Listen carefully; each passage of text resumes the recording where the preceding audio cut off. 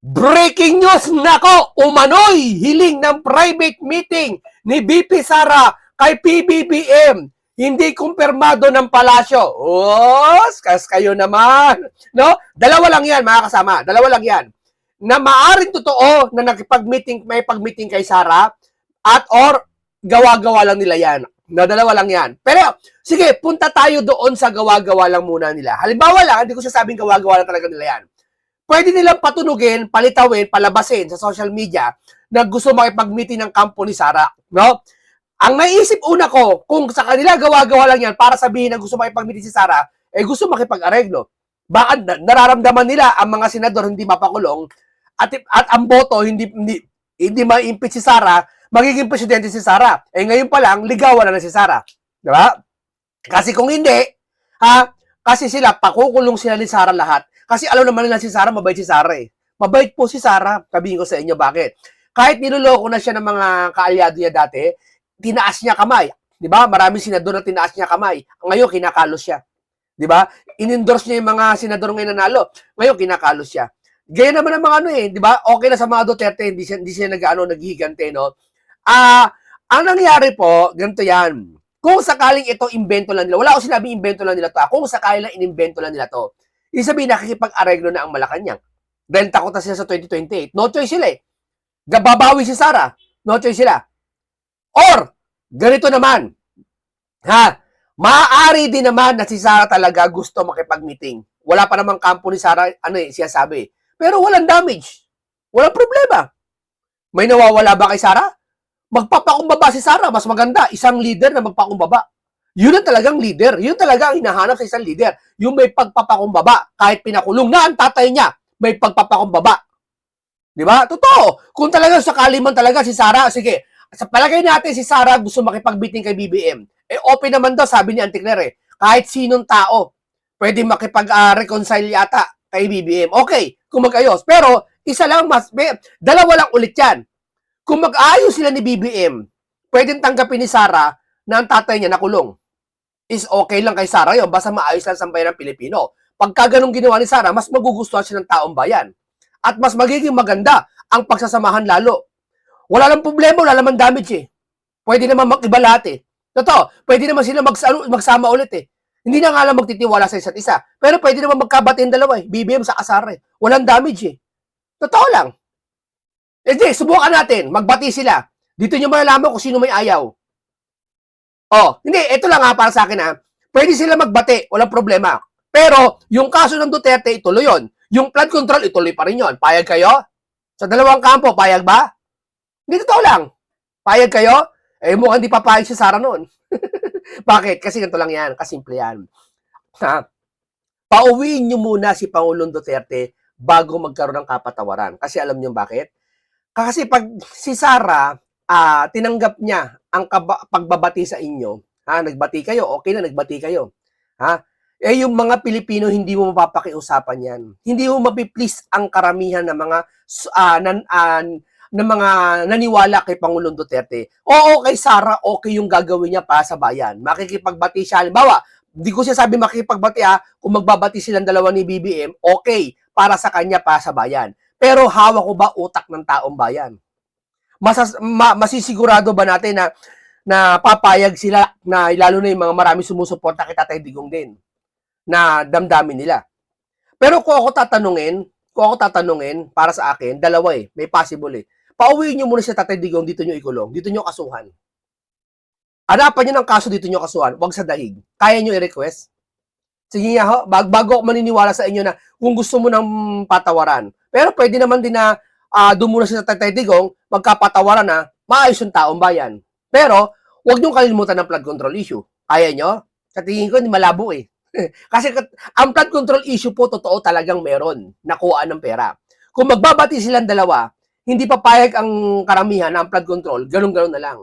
Tama? Kaya medyo malabo-labo Pangarap lang muna itong magkabati sila. Siguro meeting sa bayan. Pero pag magkaayos, medyo malabo-labo pa Pero tignan natin ang himala. Baka may himala Baka may himala. Sa sobrang takot nila, baka magkahimala Bakit? Kayo sila takot. Hindi takot si Sara. Kahit si Sara maano, tamo, pangiti-ngiti lang, pa iba-ibang bansa si Sara, hindi naman natatakot sa impeachment. Sila natatakot kay Sara kasi pag nanalo si Sara, may makukulong napakaraming congressman, pati mga ibang mga nagtakip, makukulong. Yung mga sangkot, no?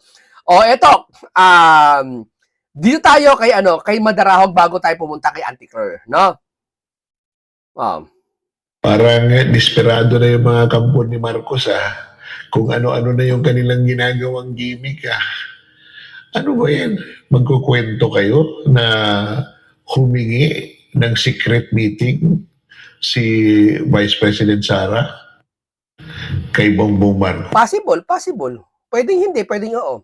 Kung pag hindi naman, okay lang, walang mawawala. Kung oo naman, wala rin mawawala. Pero mas maganda. Magkakaayos sila. Magkakapag-uusapan para sa taong bayan. Pero kasi, magkaiba kasi yun ng hingi ng meeting sa pakikipagbati. Tandaan nyo hindi porket nag-meeting tayo, bati na tayo. Sa opisina po, sa City Hall, kahit saan po, be professional po ang pinapairal. Ano ba ako? Kaaway ko yung boss ko. No? Nakipag-meeting ako sa boss ko. Hindi porket nakipag-meeting ako sa boss ko, bati na kami. Yeah? Ginagawa lang namin yun kasi para sa opisina, para sa trabaho. Pagkatapos yun, magkaaway ulit kami. Parang ganun. Di ba? Parang ganun. Wala tayong closure na magbabati ba tayo? Magmi-meeting lang tayo para sa taong bayan. Pwedeng ganun. Pero kung totally gusto niyo talagang makipagbati, makipag-ayos, ay mabigat-bigat ang mga requirement. Una-una sa kampo ng mga DDS, ang requirement, pauwi niyo mo sa Tatay Digong. sa kabila naman, yung flood control, ipagpatuloy. Kita mo?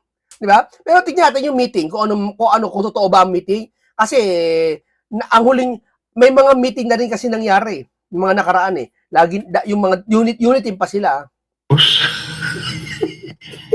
Kailan yan?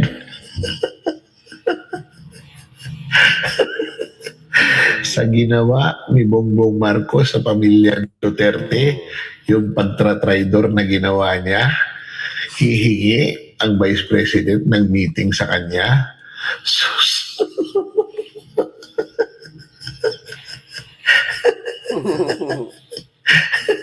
Baka si Marcos humingi ng meeting kay Vice President Sara para hindi siya makasuhan sa 2028. Pwede, possible. Hindi kasi kumakagat yung inyong mga pautod dyan sa impeachment. Ilabas nyo man lahat ng resibo dyan. Kahit ano pa ipakita. Pwede, possible. Pwede humingi ang palasyo, sabi niya, ng meeting para hindi sila makasuhan sa 2028. Sabi ko nga sa inyo dati nga, ito, may mga meeting din na nangyari noon Sana, alam mo, mas maganda kung maibalik to Ito, pera biro Pauwi niyo si Tatay Digong. Mababalik tong ganitong sitwasyon sa mga Duterte. Totoo lang. Mababalik to. Yung mga ganitong sitwasyon kung saan okay naman kahit plastikan silang dalawa. Okay lang. May babalik yon. Kaso, malabo mapauwi Bakit? Kasi pag napauwi si Tatay Digong, ang kokontra, yung kabila naman. At malabo talaga mapauwi nila kasi yung tinding galit nila, ito naramdaman nila. Litong-lito na sila kung ano gagawin nila. Paiksi ng panahon. Ngayon, tagbagyo. Ibig sabihin, tagbagyo, tagbaha.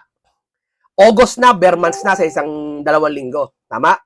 Ang bare months is puro okasyon na. Hindi mo namamalayan 2027 na. Napakabilis ng panahon. Habang patagal ang panahon pausad ng pausad, kinakabahan na sila. Dalawa na naramdaman nila. Magpapatuloy sila o kakampi sila. O lalaban na ba talaga tayo? Magpapatuloy. Kasi pag sila nagpatuloy ngayon sa ginagawa nila, sa 2028, yari sila pag upo ni Sara. Kasi itong impeachment pag hindi nila ginalingan at walang senador na bumoto na para ma-convict si Sara, sure si Sara, presidente talaga. Hindi mapipigilan. Walang kalaban si Sara. Tamo gumagawa na nga siya ng kakaibang gimmick. Pinagpa-partner na si Sara sa asin si Amy, labang kay Rapi pati kay Lenny. Talaga halos dikit pa. Lenny, Rapi na tapos Amy sa Sara, dikit pa sila. 48 yata si Lenny sa si Rapi. Si BBM naman, Sara Duterte naman, 42%. Lamang silang konti. Dikit pa sila. Imagine ito. kung i-partner mo ngayon si Sara Marcoleta o Sara Bongo, Sara Robin, tapos na, walang kalaban. Walang kalaban po. Yun sabi ko sa inyo, sureball si Sara dito. Takot, alam nila yan. Takot na sila sa lahat ng gagawin. Kaya ang dalawa naramdaman nila, tatakas ba kami, magpapatuloy ba kami, o magpapakumbaba kami. Pag nagpakumbaba kami, hindi namin sigurado na hindi nga gaganti yung Sara, pero yung flood control, mapapanagot ni Marcoleta. Di ba? Mapapanagot ng mga taong bayan. Hihingi talaga kami, mangyari. Sige ito magkabatiman kayo, Sara Duterte at BBM. Hindi pa rin titigil si Senator Marcoleta na imbestigahan yung flood control na yan. Bakit? Taong bayan nang hihingi ng resibo, hindi naman ng politiko. Hindi naman sila Marcoleta o sila Sara. Taong bayan. Di ba? Kaya magpapatuloy pa rin. Kaya pag nagpatuloy pa rin, may makukulong pa rin. Kaya no choice eh. Kaya ngayon yung pag-meeting na yan, hindi ati alam kung sigurado yan eh. Baka yan ay gawa-gawa lang, hindi ati alam. Yeah? Pero pinag-uusapan natin lahat ng possible na pwedeng mangyari. At pwedeng maging resulta. Okay, oo, sige, maganda kung magbati kayo para sa taong bayan. Pero may mga sasang-alang-alang yan. May makukulong pa rin. Kahit magbati kayo. O sige, bati na kayo. O sige, Tatay Digong, nandun pa rin. Tinanggap ni Sara, halimbawa. Sa tingin nyo, papayag taong bayan yung flood control na mapanagot? At alam naman kung sino big fish? Sorry. Kahit magbati-bati. Walang mangyayari. No? Pero maganda yung gawin nyo, magbati kayo. Baka konti mahilot. Diyan yung mga matitinong Pilipino hindi maniniwala sa inyo kasi alam nila yung mga nagprepresenta mga korap. Alam niyo, ito yung analysis ko dyan. Yung mga politiko na yan lahat puro iyakin kasi nung panahon ni Digong nagutom yan. Ayaw nilang magtaggutom uli pag si Vice President Sara ang maging Pangulo. Totoo yan, mga babae, totoo yan. Ito pag ikaw ay malaki na sahod mo, dati di ba pag sumasahod ka ng 15,000 lang, ito, sitasan kami dito, sahod minimum lang. Palagay mo 15,000 lang sahod mo. Di ba pag yung nagkasahod ka na kahit mga, inahati yan quincenas katapusan, di ba? Minsan buo, 15,000. Di ba masaya ka na pag may 15,000 ka? Kaltasan mo pa, palagay mo 13,000 ang take home mo. Di ba masaya ka na may 13,000 ka, nabibili mo yung mga kakaunting gusto mo. Tapos yung katagalan, tumaas na dosage mo, kulang na sa yung 15,000. Naging 50,000 na yung sahod mo. Ganun pa rin. Hindi ka na kontento kahit 100,000, 1,000,000 na, hindi ka na kontento. Tumataas kasi yung yung dosage mo eh. Kaya yung mga tao halimbawa, gumagastos sa isang araw ng 1,000,000, sobrang yaman na nila, hindi na sila kontento dun eh.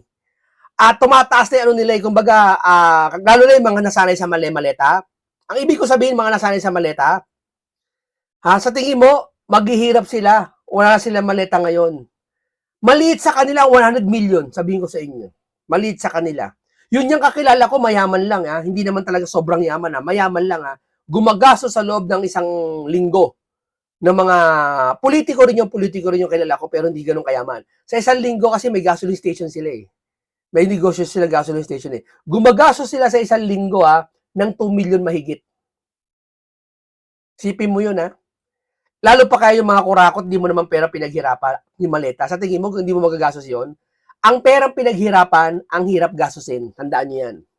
Pero pag ang pera hindi pinaghirapan, ang daling gastusin. Totoo yan.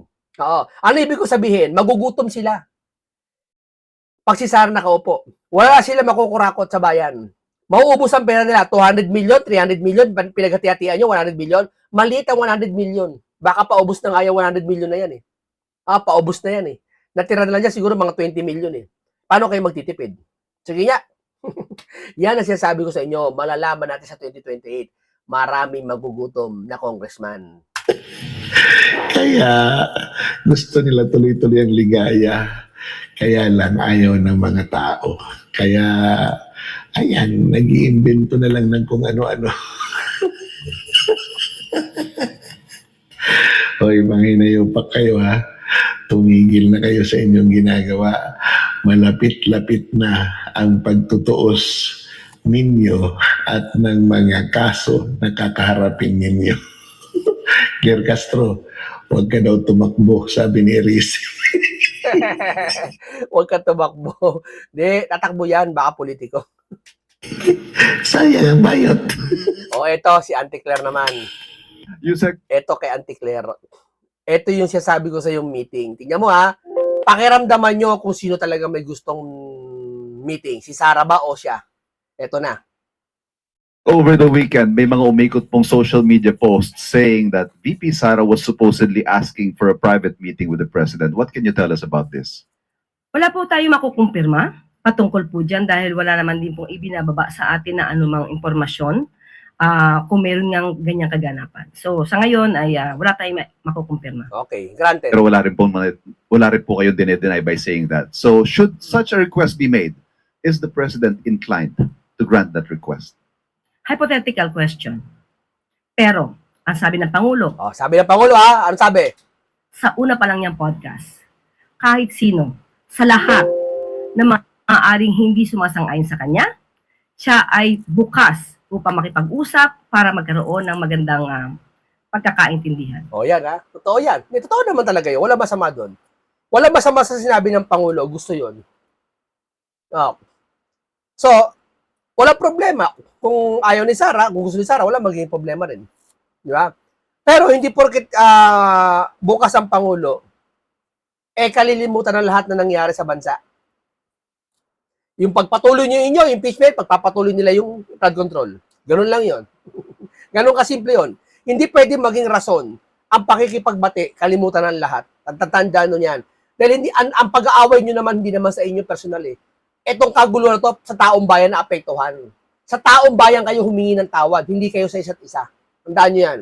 Pag humingi kayo sa taong bayan ng tawad, hindi yung sorry lang. Hindi sapat yon. Ang sapat yung mamay papapanagot sa flood control issue na naapektuhan labis ang sambayan ng Pilipino. Yun ang tunay na kapatawaran. Hindi partikular para kay Vice Presidente. Baka kasi magkaroon na naman ng misinterpretation at misunderstanding sa ating mga ginawang katugunan sa ngayong araw na. But that was then. Since then and now, things have been said and done. So is that to say that the president remains open to reconciling or working with the vice president? Kung talagang gusto ha, Sa lahat ng kababayan natin. sa lahat, ibig sabihin kasama, sa lahat ng kababayan natin. So si Sara kababayan natin. So kasama si Sara doon. Tama? O di inamin niya, si Sara, handa silang makipag-ayos din. Walang problema sa lahat eh. 'Di ba? Pero na kay Sara na lang 'yon. Respeto natin kay Sara kung gagawin ni Sara o hindi. No? Tignan natin kung totoo yung meeting na 'yon. Lahat ng tao ay open ang Pangulo. Salamat po. Next question po, Rafi Ayeng, Daily Tribune. Na-mention po ni President Marcos during po yung FOCAP forum last week na nagkakaroon raw po ng issue sa implementation ng infrastructure projects pagdating po sa absorptive capacity ng concerned government agencies at mga contractors. Paano po kaya ito i-resolve ng Marcos administration at may ensure na hindi na po ito maulit sa 2027? Yes, opo, nabanggit po yan ng ating Pangulo mismo sa isang sagot sa FOCAP.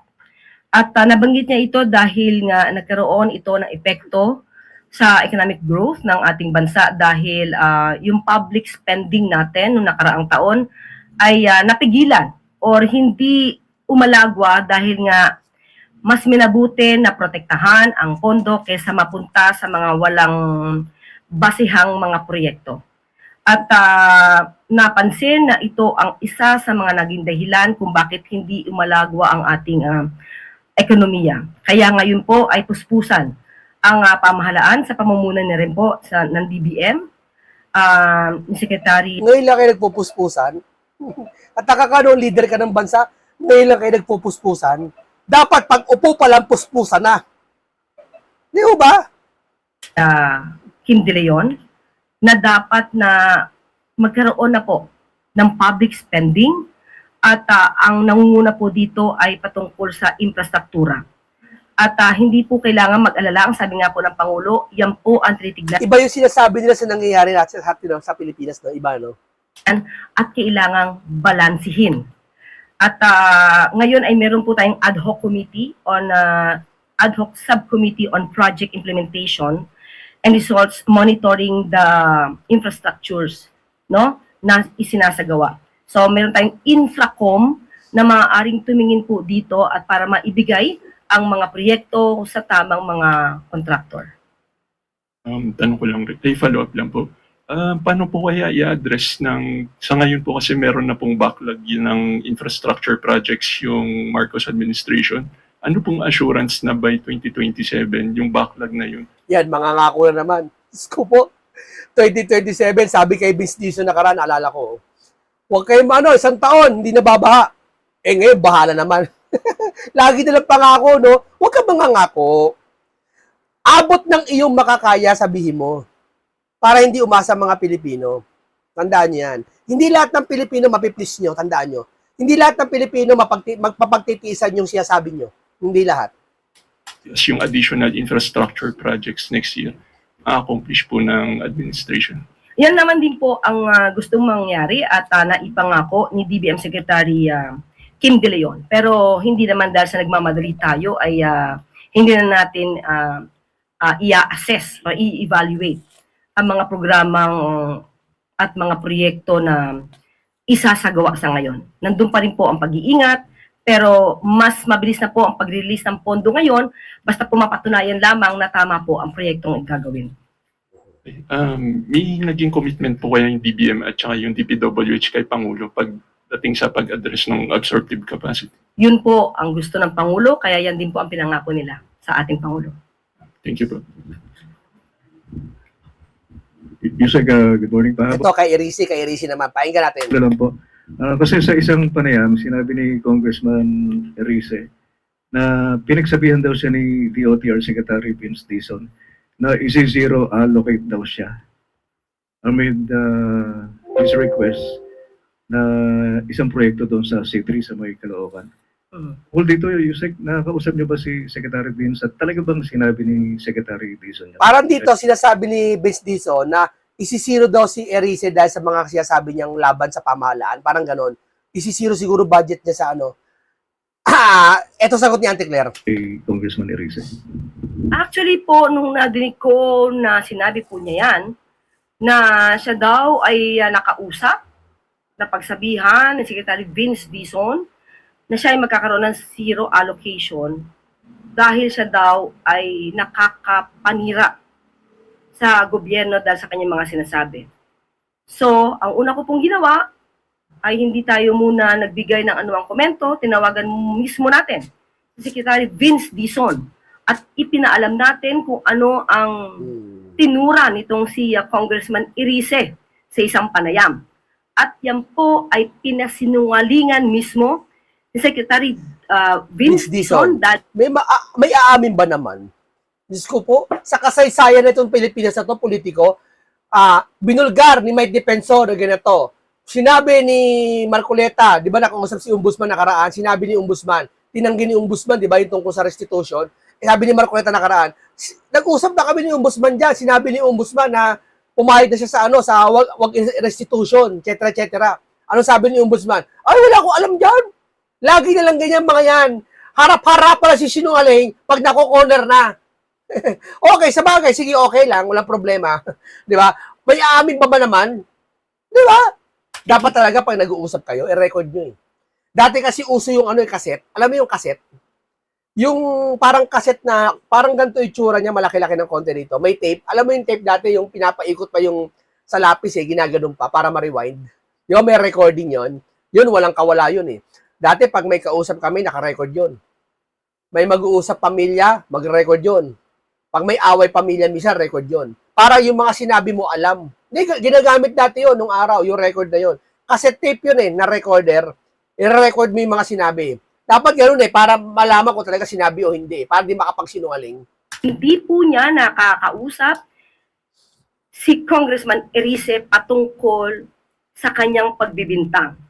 At hindi naman po makakapanira ang mga sinasabi ni Congressman Erice sa pamahalaan, lalong-lalo na kung ito naman ay puro fake news at walang basihan. Pwede naman niya sagutin na maayos to, huwag na siya magaganyan, no? Pag sinabi sa kanya report, totoo ba yung sinabi ni Erice? Pwede niya masagutin, ay, nakausap ko si Vince Dizon, hindi totoo yun. Okay na, tapos na. Siguro mas maganda, kausapin nyo lang si Vince Dizon. Ganon. Parang lumalabas, abogado siya ni Vince Dizon, pinatatanggol niya lahat talaga. So, walang magiging dahilan para siya ay katakutan at hindi natatakot ang gobyernong ito sa anumang pagbabatikos. Tingnan mo grabe magsalita hindi natatakot ang gobyerno ito sa anumang pagbabatikos. Ba't kailangan pa sabihin? Ba't matatakot ang gobyerno? Bakit mo ginagamit siya tang matatakot ang gobyerno? Bakit nananakot ba bakit ba ang pagbabatikos ba ng isang individual ng Pilipino, mga taxpayer, pananakot pala ang turing nyo? Pananakot? Kasi sabi niya hindi natatakot ang gobyernong ito sa kanilang pagbabatikos. Ibig sabihin, pananakot pala yung pagbabatikos? Mali yun. Hindi pananakot yun. Ang pananakot yung si BBM susugurin sa Malacanang, yan ang pananakot. Yun talaga, wag yun. Bawal yun. Yun talaga, pwede magdemanda si BBM noon. Banta sa buhay niya, pananakot yun. Pero yung babatikusin mo, halimbawa yung Pangulo, sasabihin mo, bakit ganyan investigasyon? Kulang, nababagahan ako. Kung yung tao na yun nababagalan, may nakikita siyang kabagalan, pwede mo ipaliwanag sa kanya, ganito yan, kaya mabagal kasi ganito ginagawa. Paliwanagan mo. Walang pinagkaiba yan doon sa mall. Basta mo, pumasok ka sa mall, sabi mo, sir, bakit gano'n? Nasaan yung pila? Asan yung ganyan pila? Papaliwanag mo sa kanya kasi, sir, bago na po yung rules natin. Ang pila dito na po. At yung CR doon na po. Okay. Pero sa umpisa, yung paniniwala niya, di ba, baluktot? Pero napaliwanagan mo, okay. Dapat gano'n ang trabaho mo, Claire. Paliwanagan mo sa bayan ng Pilipino sa mga nalalabuan. Kung alam mo yung Pilipino, mali, nalalabuan, huwag mo kukontrahin siya na, attack dog yan, destabilization yan. Paliwanagan mo siya, aralan mo siya, turuan mo siya. Huwag mo siya atakihin. Gets mo? Kasi pag inatake mo ang individual, inaatake mo lahat. Ganun po yun. Dahil kung anuman ang mga mensahe ng ating mga kababayan, yan naman po ay tinatanggap at inaalam ng Pangulo para malaman kung ano ang kulang, kung ano ang dapat gawin. Yun pala bakit nagagalit ka ngayon? Hindi naman nagagalit, bakit kayo nagre-react ngayon? Pero yung mga mensahe na walang basihan, hindi po to nakakapanira sa pamahalaan. Hindi to nakakaapekto. Parang guilty, no? Hindi po to nakakaapekto, kahit apektado lahat, no? Hindi po to nakakaapekto. parang ganito. May nakita ako nag-aaway, no? Yung isa, kasi nung araw kasi uso yung trash talkan lang Sino ito nagdodota? Di ba uso yung trash talkan dati, murahan? Hindi naman napipiko yung isa yung isa, minura ng nasa computer shop, piko na yung tao. Alam mo sabi niya, hindi ako napipikon. Pero piko na. Parang ganun parang ganyan sila. Hindi kami naapektuhan. Pero apektado na. Dapat po na ituwid dahil mayroon nagmamalaki kung ano-ano ang sinasabi sa pamahalaan, yun pala galing lang sa kanyang sariling bibig na walang anumang ebidensya. Pero sinasabi ni Congressman Erice doon sa interview, Yusek, kung ano lang daw yung sentimiento ng tao, yun lang yung sinasabi niya. For example, sabi raw nung mga sa sentimiento, wala naman daw mangyayari doon sa flood control. Ng mga tao, sabi ng mga tao. Pero yun ine-air niya lang, base na din doon sa damdamin ng mga taong bayan. Totoo yan. Ako, ganyan katwiran ko. Walang mangyayari sa investigasyon ni Martin. Sa flood control na yan. Yun ba? Yun ba fake news? Paniniwala ko yun Huwag mong kukontrahin yun. Paliwanagan mo ako. Pwede mo sabihin sa akin, ganito kasi yan, munding kaalaman. Ang paniniwala mo, walang mangyayari. Meron. Hintayin natin.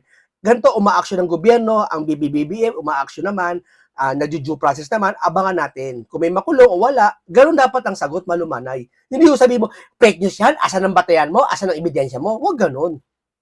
Diba? Para mo lumalabas, kinukontra mo pati paniniwala namin So, dyan pala ang paliwanag na nung hinanapan natin siya ng ebidensya, ay wala siyang maipakita. Nung hinanapan natin siya ng ebidensya, maliwanag ang kanyang sinabi sa isang panayam sa channel, sa News 5, na sinabi na laglagan, na hindi matidimanda o makakasuhan si Speaker Romualdez at dahil laglagan na. Hindi yun maaaring sabihin lamang na base sa sentimiento. Ile-level up niya ang sarili niya dahil siya ay isang congressman. So, hindi siya pwedeng iparot lamang kung ano sinasabi ng ibang mga tao na walang basihan. Siya, kailangan ng basihan. Ma'am, hindi na kailangan ng basihan yun, ma'am. Paniniwala yun eh. Hindi na basihan yun. Wala namang damage yun, ma'am eh. Pwede mo naman sabihin na, hahanapan mo ba ng batayan yun? Pag ba sabi ko, hindi makukulong si Martin dahil sa ganyan nangyayari. Yan. Hindi mo pwedeng, mali ka, ganito gawin na, antabayan natin ng batas, ang ombudsman, magdesisyon kung ano talaga, may investigasyon ba, may ebidensya ba, may kaso ba si Martin, abangan natin. Maski ikaw, hindi mo masasabi na absuelto si Martin. Hindi ko rin ang paniniwala ko, hindi absuelto na. Huwag mo kukontrahin yun. Hindi fake news yun, ma'am. Hindi yung asa ng ebidensya mo. Hindi ba, hanapan pa ng ebidensya? Ba, paniniwala ng tao na yon. Ang paniniwala niya, sasabihin niya doon sa tao na, halimbawa, nakita ko, ang paniniwala ko, makukulong yung tao na yun. Hindi na pala makukulong yung tao na yun. Sasabihin mo ba sa kanya, fake news ka, asa ng ebidensya mo? Kita mo? Kaya natin siya hinahanapan ng ebidensya. So, nung sinagot natin siya dito, hinanapan natin siya ng ebidensya, at kung may ebidensya siya, mauna na siyang magsampa ng kaso. Tayo po ay bumabase mismo kung ano ang ating dala-dalang ebidensya, kung ano ang meron tayo, at hindi po tayo dito pamema lang. So, yun ang pinaka-importante dito, ebidensya. Follow. Sorry. Ebidensya. Alam niya, walang mapapakitang ebidensya eh. Akala naman yun eh. Tindi nito, no? Follow-up question po, si Ivan Mayrin. O ito ma'am, tanong ko sa'yo. Asa ng ebidensya mo na walang flood na asa ng ebidensya mo na hindi sangkot sila Martin na sa flood control? Asa ng ebidensya mo? Parang ganoon eh. Naitanong na po ito sa inyo last week, but I just like to follow up on this. Nakausap niyo na po ba ang Pangulo tungkol sa nabanggit na leadership funds, and what did he have to say? Yan, leadership fund na yan sa NEP. Sipin mo, hindi alam ng Pangulo. Sabi niya ni Bonoan, nakipag-usap siya sa Pangulo na yan. Alam ko hindi ko ipagkakamali diba? So wala palang alam. Na naman, ano iwas puso niya naman? Say about it. Yes, nakausap po natin. Sinabi niya po na Walang alam sa lahat na nangyayari. Walang pakialam sa impeachment. Walang alam sa pagpapahuli kay Bato. Walang alam sa pagpapahuli kay Duterte. Lahat na nangyayari sa bansa, walang alam. Ano ba yan? wala talagang itong pinag-usapan dahil nung pag nag-uusap sila at nagre-report si Secretary Manny Bonoan, hinahanap O parusahan mo rin dapat parusahan. Wala palang alam eh. Binabypass pala presidente eh. Diba ganun yun? Ba't nananatili pa rin mga yan? niya ng proyekto at dapat ang proyekto ay base sa pangangailangan ng lugar, ng bayan. Ang pondo binibigay sa proyekto, hindi sa tao. Kaya siguro nabanggit niya na equitable distribution ang nais ng Pangulo dahil yun ang utos ng Pangulo. Pero when it comes to leadership fund, never po ito nabanggit sa Pangulo at ito din po ay dininay ng economic team. So kung meron man silang pag-uusap among themselves, Bahala na kayo dyan. Parang ito, wala ko alam dyan, bahala kayo magkagulo dyan, bahala kayo sisihin ng tao dyan. Iwas pusoy lagi, no? Ako nakatukla sa flood control, Hindi ka nakatukla si Marcoleta. dito sa DPWH, hindi po ito kailanman naging programa ng Pangulo. At hindi po nakalagay ang leadership fund sa GAA. Yan din po ay tinanong natin mismo sa DBM. Wala pong leadership fund dito sa GAA. Ito, ang ganda ng tanong ni Iban sa kanya. Na-corner siya ni Iban. Panoorin nyo, na-corner siya ni Iban dito. Tama. But as it appears in former Secretary Bonoan's affidavit, ang leadership funds daw po, or at least internally, that's what they call it, came about upon the President's instructions. Upon the President instruction. Kay Bonoan galing yan, So, nagsisinungaling si Bonoan? Lahat na lang ginawa sinungaling, no? Maligtas lang isa. Lahat ng Pilipinas sinungaling, sila lang hindi. Ganun yun eh. Na tugunan yung kabawasan sa mga priority projects dahil nga nagsisingit ang mga legislators. So, are we still saying na hindi ito alam ng Pangulo? Even if it appears, like I said, na ito po ay bunga ng kanyang utos. Yun, bunga na kanyang utos. Napakalinaw, presidente ka eh. Pirmahan eh, ikaw eh. Ang sagot ni Auntie Claire. Yeah, ang utos nga niya ay dapat Oh. maging maayos ang lahat ng proyekto. Ang galing na ano, no? Ang layo na sagot. Kung sabihin pinagalitan si Secretary Manny Bonoan. Pero nung huli kami nag-usap ng Pangulo sa mukha niya, yun ang gusto niyang sabihin kay Secretary Manny Bonoan, ayusin mo ang trabaho. Sa mukha niya? Bumasi ka sa mukha niya? Yan ang sinabi niya? O galing sa bibig ng Pangulo? Ano ba talaga? Panghuli po, this question needs to be Ito, asked. ito maganda tanong ni Ivan. Pag meron hong ginawa ang mga underlings mo, ang mga Mm. tao sa ilalim mo, na hindi mo alam, ang tawag po kasi ng ordinaryong tao doon ay nalusutan. Oh, galing. Nalusutan. tama ka dyan. Nalusutan. Ano sagot ni Auntie Claire? Panoorin. Is this to admit na nalusutan ng Pangulo Nalusutan ba ang Pangulo, Auntie Claire? this on this particular point? Kaya nga po, ano ang ginawa ng Pangulo nung nalaman niya na may anomalya sa DPWH. Dahil mali na yung Oh. report ni Secretary Manny Bonoan, ang ginawa agad ng Pangulo, nagpaimbestiga. Yun, nagpa-imbestiga pero di siya una nakaalam. Nadulas ka, nagpa-imbestiga lang siya. Pero hindi siya una nakaalam. Ang nakaalam si Senator Rodante Marcoleta. Ha? Wag yung ibabara sa amin na si Abaya daw ata na una nakaimbestiga sa flood control. Kay Duterte yun. Sa panahon niya yung pinag-uusapan. Si Marcoleta nakatukla sa panahon niya yun. Sa panahon nila. Ha? Si BBM na nag-imbestiga. At yung sagot no, hindi mo nasagot yung tanong ni Ivan. Nalusutan ba? Sabi mo nagpa-imbestiga si BBM. So, nalusutan niya talaga. Ngayon, yung si BBM nagpa-imbestiga sa flood control, nalusutan ulit siya. So, lagi na lang nalulusutan. Yung ba ibig mo sabihin, ma'am? Tanong ko lang. Lagi na lang nalulusutan ng Pangulo?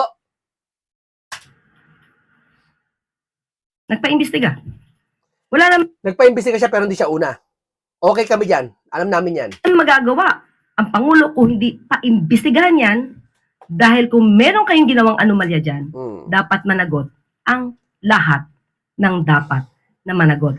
Si Pinky hindi nag-imbestiga. Kung dapat, alam pala niya, dapat managot, dapat sinaway niya si Pinky. 9 na buwan hindi nag-imbestiga sa Senado. May ICI pa. Hindi na broadcast sa amin. Dapat binroadcast sa amin yun. Di po ito pinabayaan ng Pangulo. Sorry, one final point. Does the President believe that former Secretary Bonoan should be or deserves to be a state witness?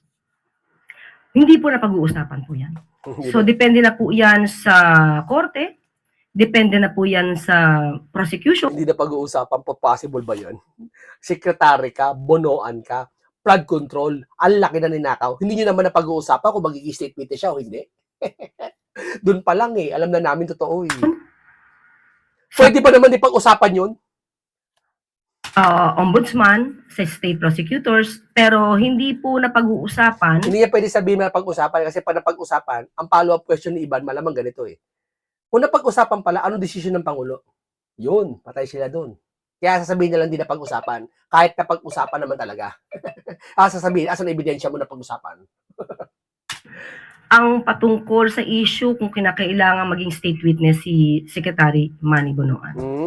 Okay. Maraming salamat sa Auntie Claire. Maraming salamat, Ivan Mayrina, at sa lahat ng mga kay Madarahog at sa iba pa. No, kitang-kita naman po natin mga kababayan na panic mode sila habang paparating. No?